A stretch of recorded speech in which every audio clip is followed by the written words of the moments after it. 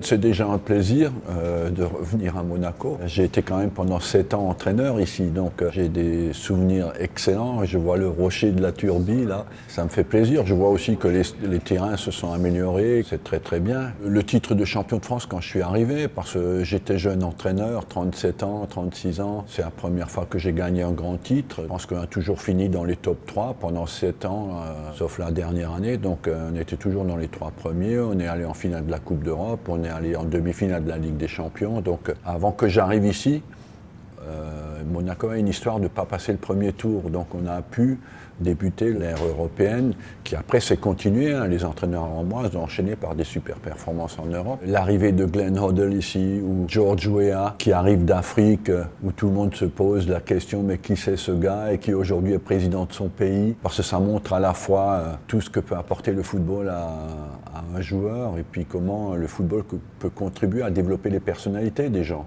C'est cette fierté de représenter la principauté quand on jouait. Et je pense que les joueurs partageaient ça aussi. Ils étaient conscients que jouer pour Monaco, c'est pas rien. Tu représentes quelque chose de spécial. Se comporter avec un certain désir de classe et de ne pas être médiocre. Et que ça leur donnait une forme de responsabilité dans leur comportement et dans leur attitude. Je pense que le refus d'être médiocre est une chose qui est très importante quand on est joueur de football.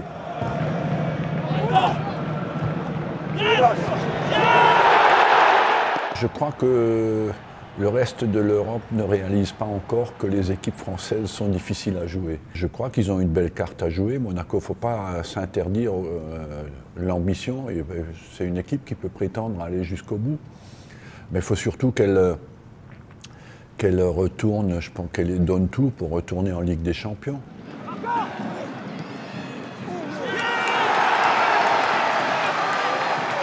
Peut-être celui qui a fait son entrée en équipe de France comme Tchouaméni, qu'on suit. Mais je suis aussi les joueurs comme Fabregas, parce que je l'ai fait venir à Arsenal à 17 ans.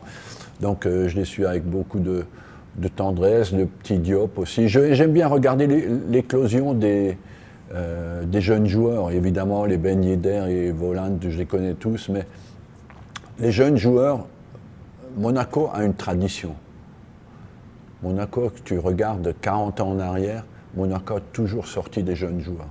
J'aime bien voir quel est le prochain talent, quel est le prochain gars qui sort de ce centre de formation qui a une telle histoire. Donc ça m'intéresse et puis je sens qu'il y a un vrai potentiel dans cette équipe. Il faut qu'elle en prenne conscience et qu'elle le développe là jusqu'à la fin de la saison.